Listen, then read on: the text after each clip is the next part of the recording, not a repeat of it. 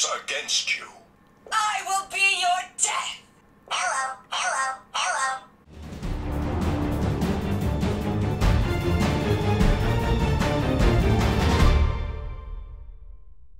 Howdy folks, and welcome back to another episode of Tyria Talk. My name is Richard Procopio, aka Bog Otter, and this show is all about Guild Wars 2. Today is episode number 67, and I had to look over there and cheated. And today we're going to be talking about Heart of Thorns. What is Heart of Thorns? Is it an expansion? Is it not an expansion? What is in it? What are we going to be doing? What? I don't know. I know no information. I have no idea, except guesses. I do have guesses, and I'm going to give you some guesses starting now. Okay, before I continue, I'm going to say, spoiler alert. If you have not finished Season 2 of The Living World, turn off this video now and come back when you finish it. Or if you don't care about spoilers, then keep watching, because that's good too. If you finished Point of No Return, at the end of that episode, we got a couple big, huge lore bombs, followed by a couple of trailers. And one of the trailers specifically shows a preview of what's next for Guild Wars 2, right? It kind of flashes forward a little bit and shows you characters that have been gone for a while, like Ritlock, and you kind of see that things have changed a bit. All right, and at the end, there is a logo that scrolls on the screen that says Guild Wars 2 Heart of Thorns. Find out more information at PAX South, which is, you know, coincidentally, this Saturday, January 24th, we're going to find out what Heart of Thorns is. So everybody has been rampant with speculation. Most people seem to think it's an expansion. I happen to agree that it's an expansion. So let's just start with that. Why do I think it's an expansion? Well, it would be kind of interesting for them. It would be an interesting tactical choice to have this Heart of Thorns hype and say we're going to have this big event at this convention and then just announce Living World Season 3 is called Heart of Thorns, and, you know, we're just going to keep going with more Jamoth, and it's part of the Living World, no expansion. I think that would go over like a fart in church, quite frankly. And I'm really hoping that that's not it.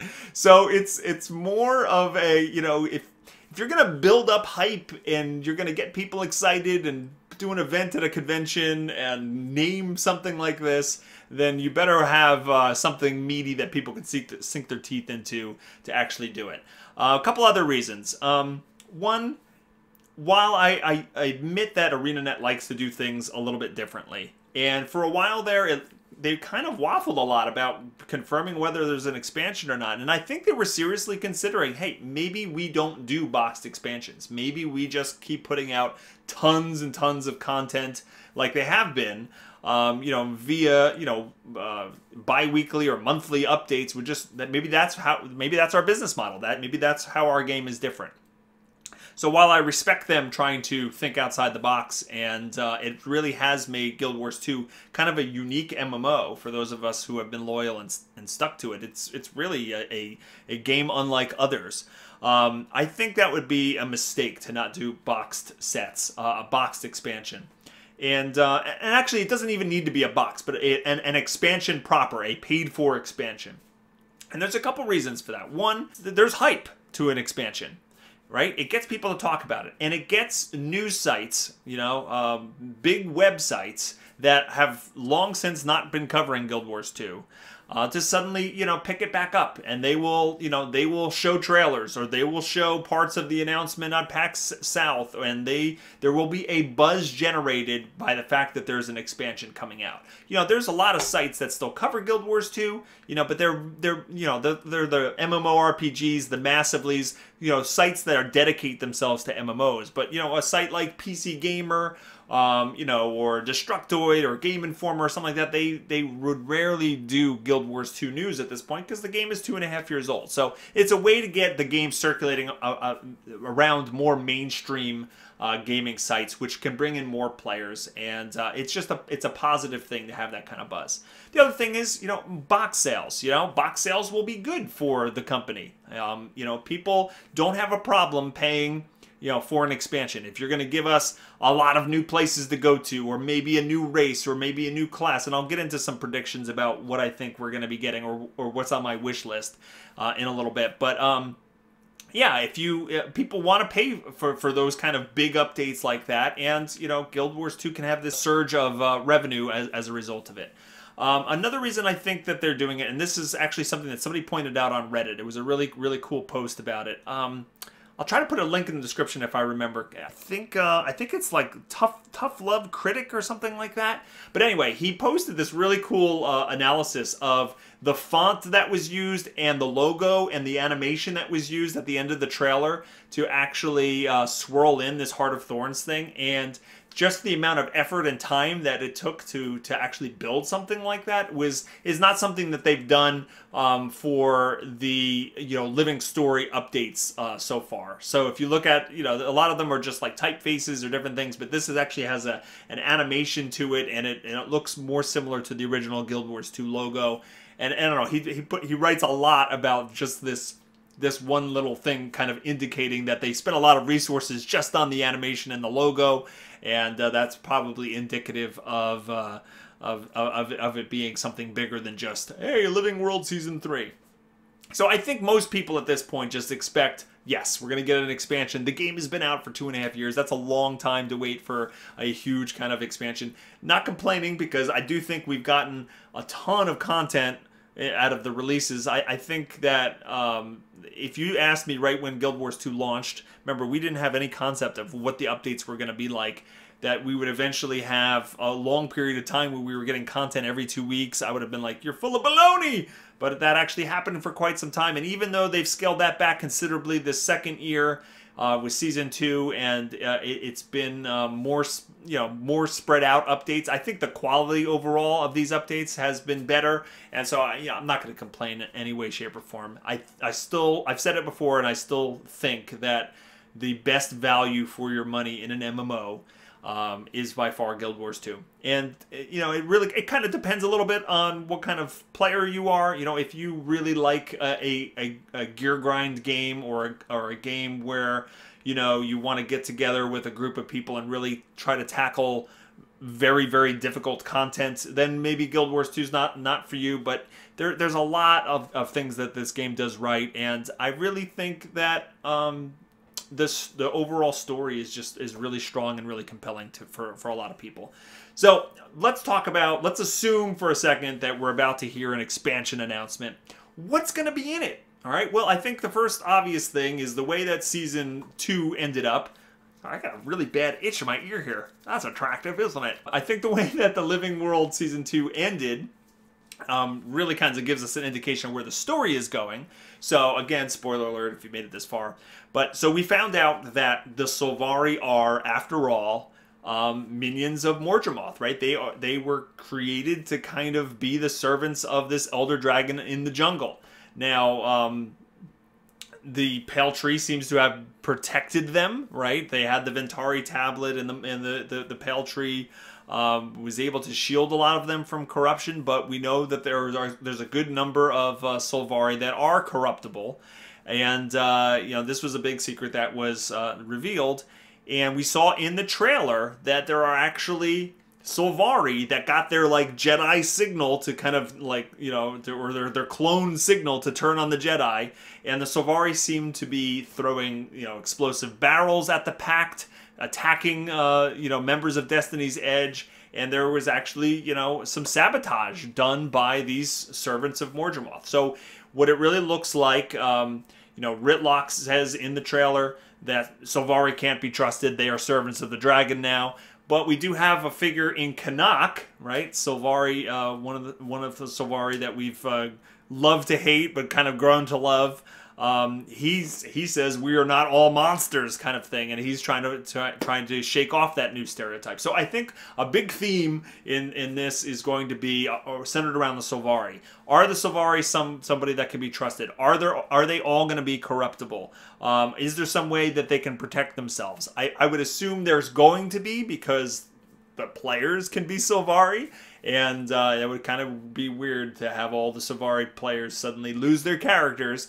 And, so I think there's going to be a theme there. How are the other races how are the Sylvari going to instill trust again in the other races? How is that all going to shake down? Who are the people going to be, against the Sylvari no matter what? Who are the people that are going to be more lenient?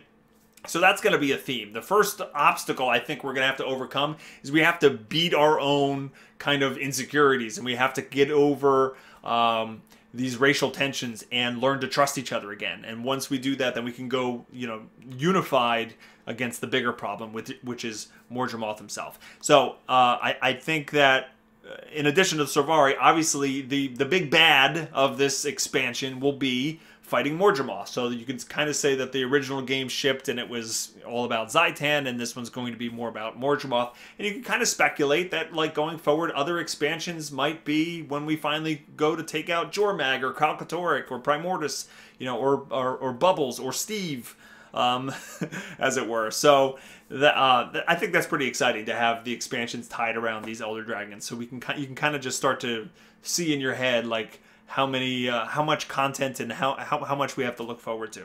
So that's, like, story-wise what I think we're going to be doing. And then you can kind of extrapolate from there where do you think we're going to go in the world? Are we going to get, like a lot of people have been saying for years, like, are we going to go see Cantha? Are we going to go see Alona? And I don't think we're going to get to, like, a whole new continent in this expansion. I think they've certainly laid the groundwork for us to expand westward past Drytop, past the Silver Waste, and let's get into the Maguma jungle proper, right? I definitely think we're going there. The packed airships in one of the trailers flew over a very lush jungle area, so it does stand to reason that, we could be going there, because that's where, Mordramoth is. There's also, some mentions of the Crystal Desert in these last couple episodes, where they were talking about Tarai Asa, and we did that kind of mock journey to go through the process of ascension and stuff like that. So it's possible we might venture out far to the east in that direction as well. But I'm not anticipating us going to Cantha or Alona necessarily in this. Again, this is all guesswork. I don't know anything more than anybody else at this point. So, what about features to the game? Obviously, when you think of an expansion, a lot of people start to think, oh, new professions, new races. I think both of those things would be super exciting.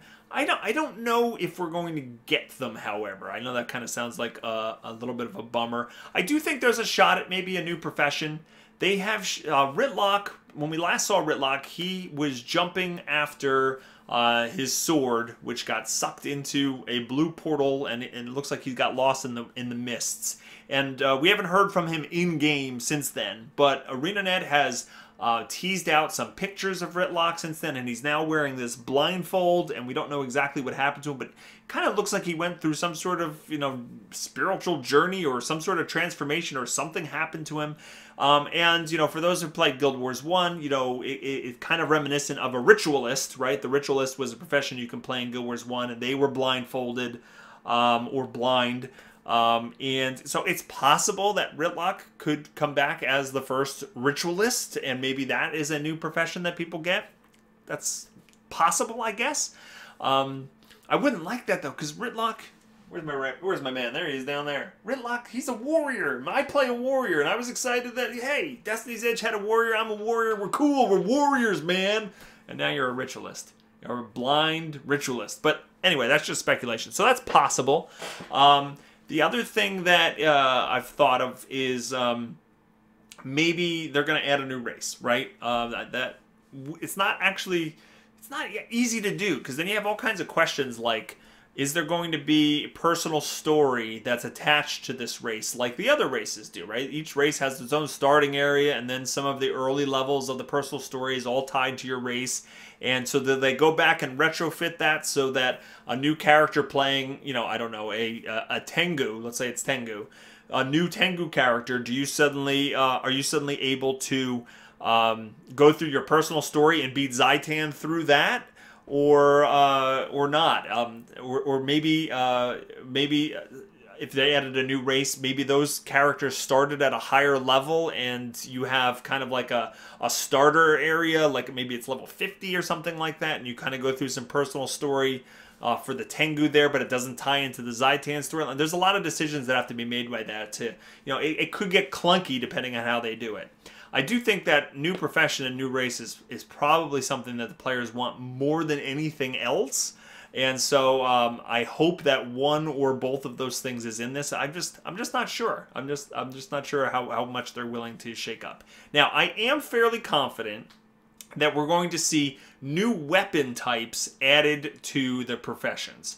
So what do I mean by that? I mean, like, Mesmer might be able to use an axe, for example, or weapons that have not been used by that before. And the reason why I say that is because they've been dropping mad hints in the story about, in particular, Marjorie Delacroix. She inherits the greatsword, like the katana-looking sword that her sister Belinda had. When Belinda dies, her soul kind of gets infused into this sword and becomes special to Marjorie, and she wants to use a greatsword now. Now, Marjorie is a necromancer. Necromancers in Guild Wars 2 cannot use greatswords, but she has started to train with it. And she actually is training with Rox, who's a ranger, can use greatswords, and she's been having sparring lessons trying to learn how to use the greatsword. And they've mentioned that several times over the course of the story, which leads me to believe that they are setting it up to so that players will eventually be able to use different types. And I'm sure that necromancers using greatswords is probably one of them.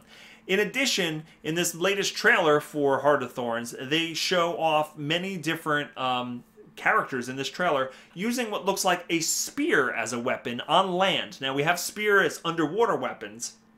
So, but is the fact that we see like 3 or 4 people using spears in this trailer, is that an indication that we're going to be getting, being able to use spears on land? That would actually be a kind of interesting change if they suddenly made you able to use tridents and spears on land. Those are both weapons that you could use on land, and they already have all the weapon skins and the items in the game, which could be interesting. Now, I don't know what they would do with harpoon guns, because that really, I mean, it doesn't really make sense on land, especially when you already have a rifle and a pistol. So I'm not sure they would actually do anything with the harpoon guns, but I could definitely see them putting spears and tridents in. Maybe those are become the same thing. Maybe it's just polearms in general become a thing, and they lump in spears and tridents as polearms, right? And then they can also have other things like halberds and glaive arm volges and hook falchers and lucerne hammers. Any D&D nerds out there know all those references?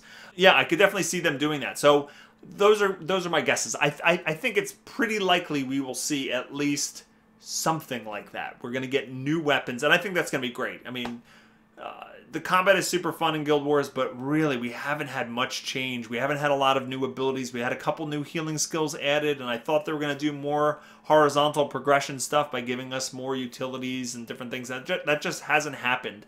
So being able to have new weapons will just breathe a breath of fresh air to all of the professions, and I think that could be why we might not see a new profession this time around. They might actually just add a whole bunch of new weapons, give a whole bunch of new options to all of the existing professions, and that may be the way they kind of handle, hey, we've spiced things up a little bit there.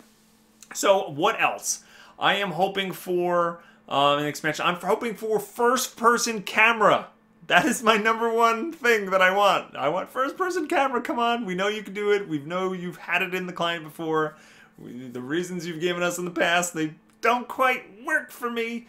Please let us take cool screenshots. Please let us see other people wearing cool armor and cool skins up close without having our character in the way. There's no good way, besides doing the /sleep emote, to actually see things close up, especially when you're a big giant Norn and your big fat giant Norn head is in the way of every single thing in the game. Please, first person view. Other things I'd like to see is guild housing, right? Guild housing. People loved it in Guild Wars 1. We want it in Guild Wars 2. And we want to be able to spruce that up. And how much fun would that be to be able to work together as a guild and spend all of these built-up influence points that we have and do something. Let's decorate. I want to decorate. And while we're on the topic of guilds, I want more things to do with my guild and just my guild. Okay, I run guild missions every single week. People who are watching this video this long into it probably know that I do guild mission videos every week. I love doing guild missions, and it's not because guild missions is so compelling. They're fun, but I've done each one of them 99,000 times. I've counted. And what brings me to do them every single week is that social interaction with my friends, my guildmates. It's super fun to get together once a week and goof around for an hour and a half and do guild missions. So I would like to do more things. I would like to not be done in an hour and a half and go, all right, see you guys next week. I'd like there to be more different types of guild missions. I want the guild missions that are already there to have more types within it, if that makes sense. So more, like guild rushes is cool, but let's have llama rush and otter rush, and different things like that. Add more, but also maybe different types of guild missions as well. In addition, I like to do more things with my guild, like how about guild bosses or a guild, you know, something challenging that I do with my guild. Like I like bosses like the Vine Wrath and doing things like Tequatl and those world bosses, but it would be great to be able to go into an instance or a dungeon or something with just some of my guild mates, maybe 10, 15 of us or whatever, and we can tackle a boss that maybe is a little bit more challenging because it's going to be in a more controlled environment. We're all going to be on voice chat. And I think things out in the open world, and I've said this before, I've had other videos ranting about this topic. I think it's fun and epic in scale to have 120 people in a zone, you know, attacking something. But I think the mechanics can just get so much more interesting and intricate and difficult if you pare it down to a size and let a guild control who is there. So I would like more things like that. So those are my big wish list topics for the expansion. I mean, a lot of things goes without saying. I want, you know, new areas to explore and new jumping puzzles and new weapon skins and new achievements. I mean, that's all given, right? We're gonna get all of that. But in terms of, you know, big feature things that I would like, that tops my list. What would you like to see? Do you think Heart of Thorns is an expansion? We're going to find out this weekend. But let me know in the comments below what you would like to see. What do you think of my ideas? Are my ideas terrible? And what are some of your predictions? And then we can kind of laugh about this in a week or two when I'm completely wrong on every single thing. Before you go ahead and hit that subscribe button, hit that like button, and share this video with your friends. If you have anybody that you know that wants to buy Guild Wars 2, I have a referral link in the description below. Go ahead and get your friends and family to buy that game up. It is such fun, and that will directly support my channel, so I would appreciate that. I hope everybody has a fantastic day, and I will see you next time. Take care.